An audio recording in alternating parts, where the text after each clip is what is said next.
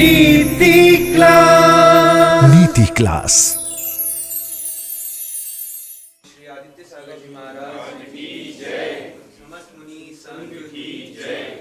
या हम सभी अपने जीवन में सुख और गुणों की अभिवृद्धि के लिए नीति के विषयों का श्रवण कर रहे हैं। हमारी आत्मा, या आपकी भाषा में कहें तो हमारा मन, अनंत ऊर्जा का भंडार है।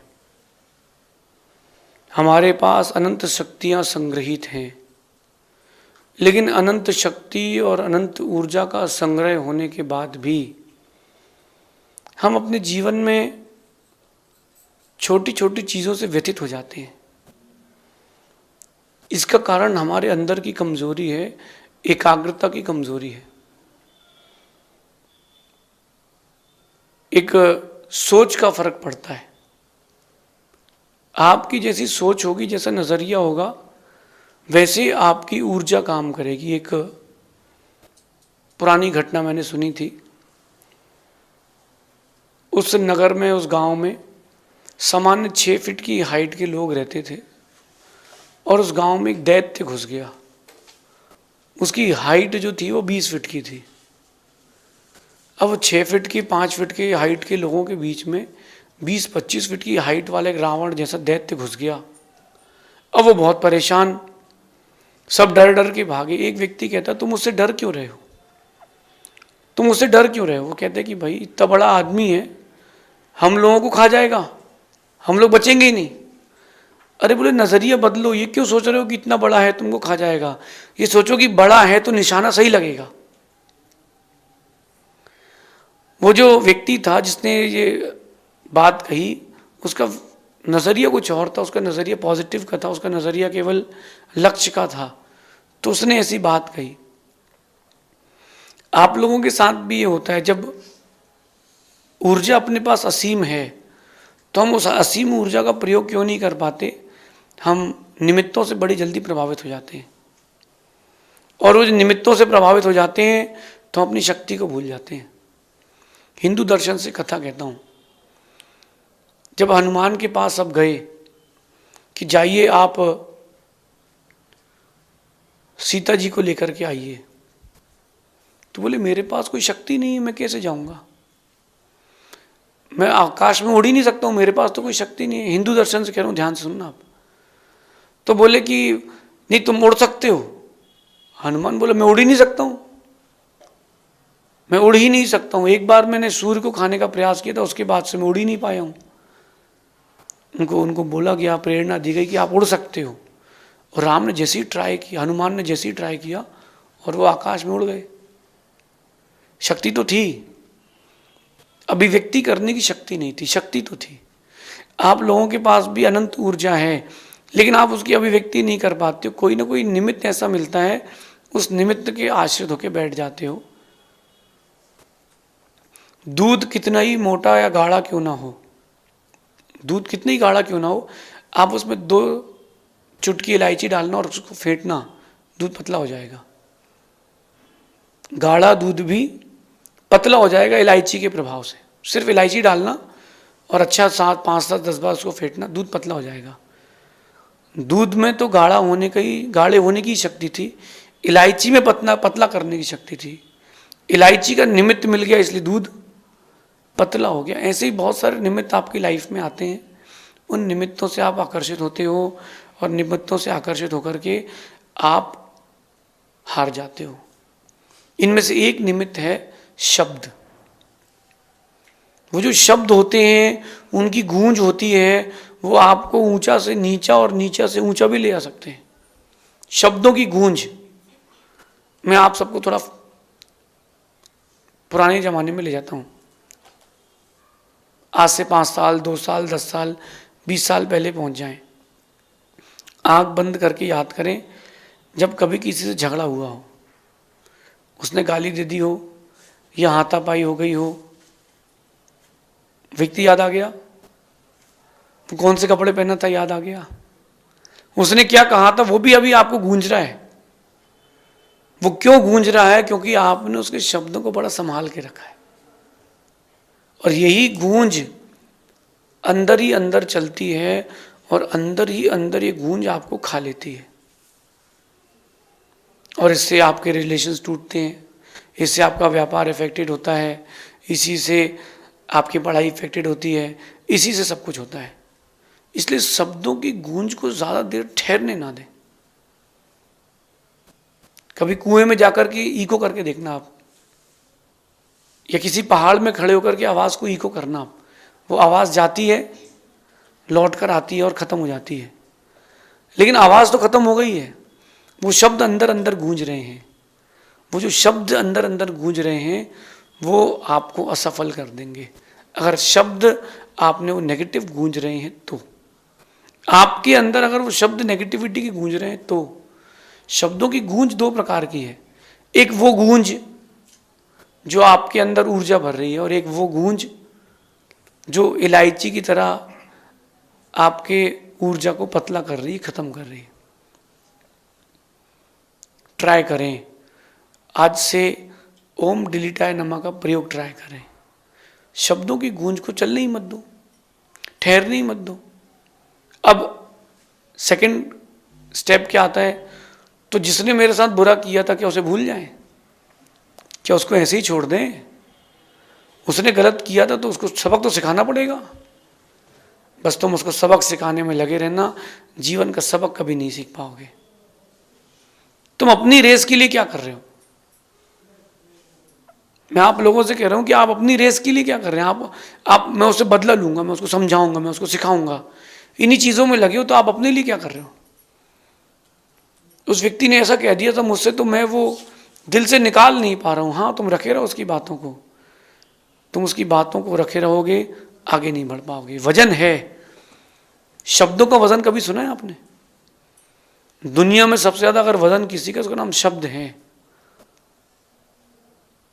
राम को और लक्ष्मण को एक साथ देख करके बड़ी चर्चाएं होती थी कि वो दोनों भाई के अंदर ये प्रीति, ये राम की और लक्ष्मण की बात बता रहा हूं मैं आपको, दोनों भाई में ये प्रीति होती, ऐसी प्रीति थी कि मत पूछो। दो देवों ने सोचा परीक्षा करते हैं, परीक्षा करने के लिए पहुंचे और एक कहता है कि ओ राम तो नहीं रहे। लक्ष्मण से कहते हैं राम खत्म हो गए। ये सुनते ही ये शब्द का वजन इतना पड़ा, लक्ष्मण का वहीं हृदयघात हो गया और वहीं समाप्त। लक्ष्मण की पर्याय वहीं समाप्त। अब सिर्फ शरीर रह गया था नारायण का, आत्मा तो पर्याय अंतर हो चुकी थी। शब्दों का वजन था कि नहीं? गोली मारता कोई व्यक्ति तो फिर भी हो सकता है कि बच जाते, लेकिन शब्दों का वजन ऐसा लगा कि खत्म। क्या आप लोग ऐसा नहीं करते हो? क्या आप लोग ऐसा शब्दों का वजन लेके नहीं चलते हो? चलते हो। और यही शब्दों का वजन आपको आगे बढ़ने से रोक रहा है। कभी प्रयास करना खाली हाथ दौड़ने का और कभी प्रयास करना हाथ में वजन लेके दौड़ने का। खाली हाथ दौड़ोगे तो स्पीड बढ़ती है और कपड़े जितने रिलैक्स होंगे उतनी स्पीड बढ़ती है। शब्दों का वजन आपको बांध के रखता है। आप देखो, शब्दों के कोई दांत नहीं होते, लेकिन शब्दों ने जब जब आपको काटा है, उसका घाव बना है, तो निकला नहीं अभी तक वो घाव, क्योंकि आपने उन शब्दों को अपना मान के रख लिया है। आज से नया प्रैक्टिकल करें, शब्दों की गूंज को चलने ही ना दें। ओम डिलीटाय नमः। एक छोटी सी बात करता हूं आपको कि एक व्यक्ति ने आपसे कुछ कह दिया, तो जैसे ही उसने कह दिया आपके माइंड में वही बात चलती कि इसने मेरे लिए ऐसा क्यों कह दिया। इसने बोल दिया कि तू यार ढोंगी धर्मात्मा है, बस तो आपके दिमाग में सेट हो गया कि मैं ढोंगी धर्मात्मा हूं। तो उसके शब्दों की गूंज ऐसी चलती है आपके अंदर। क्या पता है आपको दुनिया में आपके बारे में कितने लोग क्या क्या बातें करते हैं? शब्द तो आपने एक ही के सुने हैं ना, आपने शब्द तो एक ही सुने हैं ना। बाकी जो हजारों लोग आपको देख रहे हैं, आपसे इंटरेक्शन कर रहे हैं, कांटेक्ट में, रिलेशंस में है, वो भी तो आपके बारे में बोलते हैं, सोचते हैं।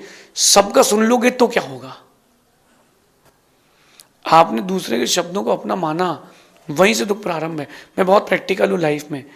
कार्यक्रम होता है, संगीतकार आते हैं, वो बढ़िया 4 लाइन का मुक्तक सुनाते हैं, और ऐसा जो स्टेज पर बैठा है साधु, उसको ऐसा बताते कि you are top of the world, आपसे बड़ा कोई साधु नहीं दुनिया में, आप तो पंचम काल के भगवान हैं। वो ऐसा 4 लाइन के माध्यम से कहते हैं। लेकिन मुझे पता है कि उस लाइन में से मेरा नाम बदल के दूसरे के पास जाएंगे तो दूसरा नाम वो जोड़ देंगे। ये शब्दों की खुशामदी है, भावों की नहीं है। एक व्यक्ति अपने घर की बिल्डिंग से नीचे उतरा और एक गरीब उससे कहता है, बाबूजी आपका बहुत बहुत धन्यवाद, आपने कल हमारे लिए व्यवस्था कर दी साल भर के गेहूं दाल चावल की, आप तो भगवान हैं हमारे लिए। वो मंदिर जा रहा था, वो द्रव्य लिया था, तो उसकी जो छाती थी वो तो 56 की या 550 इंच की हो गई कि मैं भगवान हूँ, मैं लोगों की कितनी मदद करता हूँ, मैं तो अच्छा आदमी हूँ। दिन भर वो क्या सोचता रहा कि मैं अच्छा आदमी हूँ। अगले दिन नीचे उतरा, एक व्यक्ति उससे कहता, तुम्हारी दुकान से सामान ले गए थे, खराब निकल गया, तुम लोगों को लूटते हो, तुम चोर हो, डकैत हो। और दिन भर उसके दिमाग में क्या चलता रहा कि मैं चोर हूं, डकैत हूं। उस व्यक्ति को देखना और अपने आप को देखना और खुद से कहना कि तुम ऐसे ही जी रहे हो, तुम ऐसे ही जी रहे हो। मैं आप लोगों से कह रहा हूं, आप ऐसे ही जी रहे हो।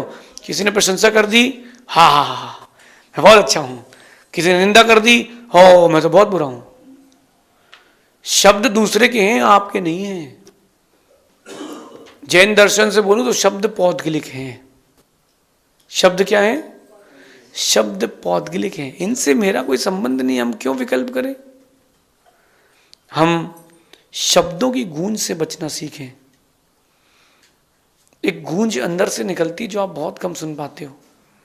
आप देखना, काम बिगड़ने के बाद आपके मन में एक बात आती है कि अरे ये ऑप्शन दिमाग में आया था, अपन ले नहीं पाए।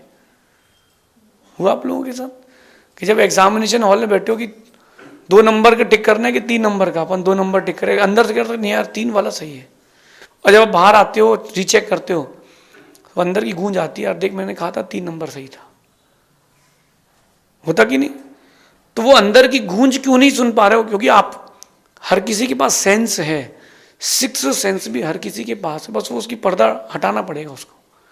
तो वो अपनी गूंज जो चलती है ना, अंदर की गूंज आती है, एक अंदर की पॉजिटिव गूंज, वो आप क्यों नहीं सुन पाते हो? क्योंकि आप बाहर की गूंजों में लगे हो,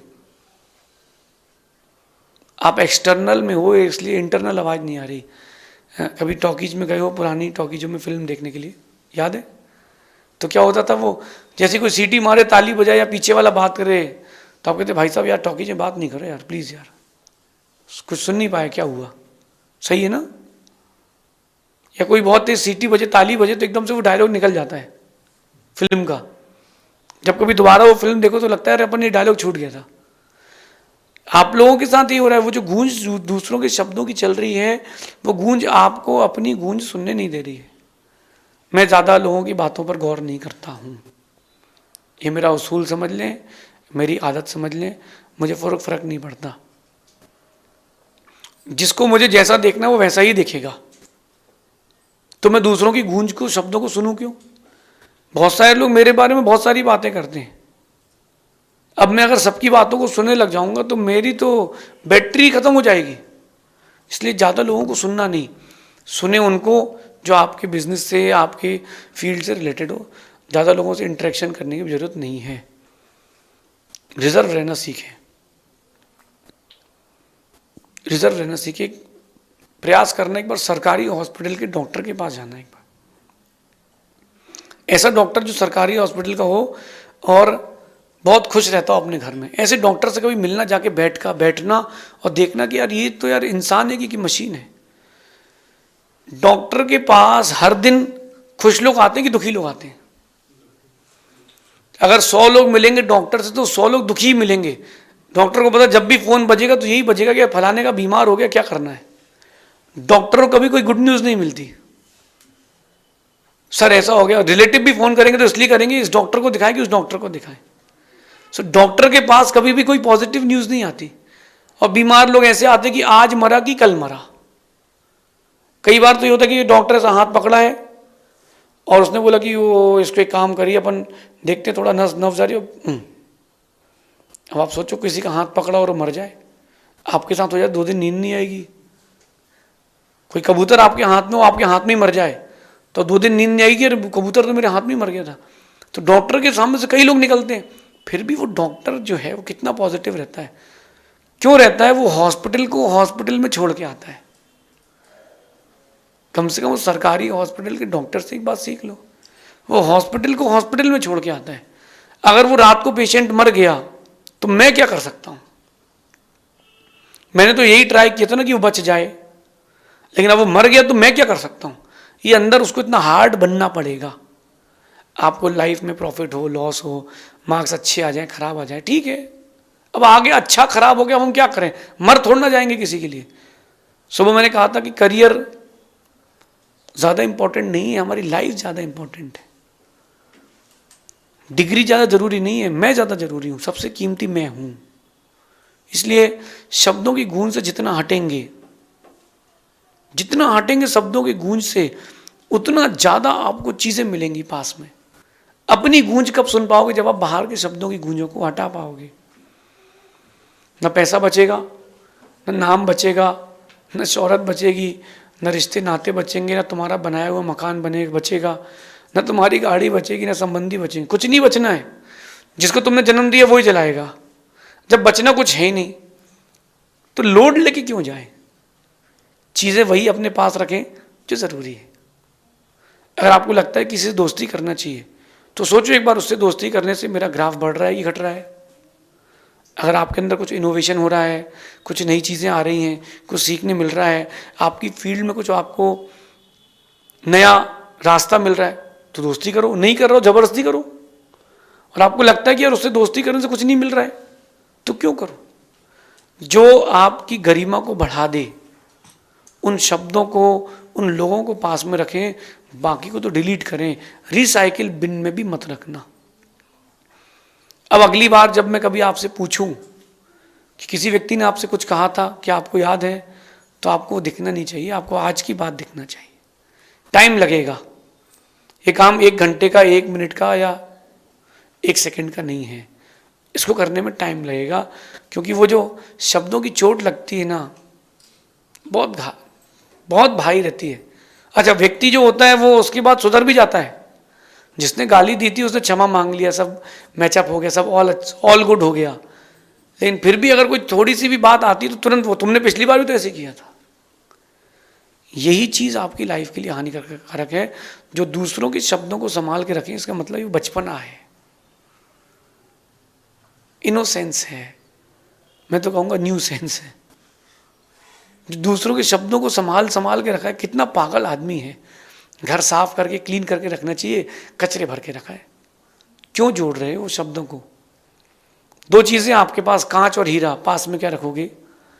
हर कोई सोच रहा है कांच नहीं रखूँगा, हीरा ही रखूँगा, लेकिन रखते कांच ही हो। आज से अपने माइंड सेट को चेंज करो। शब्दों की गूंज आपके अंदर नहीं रहना चाहिए, खाली रहो, कोई भी गूंज ना रहे, तब तुम अपनी गूंज सुन पाओगे। ऐसा चिंतन करना। शेष आगे देखेंगे। भगवान महावीर स्वामी की नीति क्लास। नीति क्लास।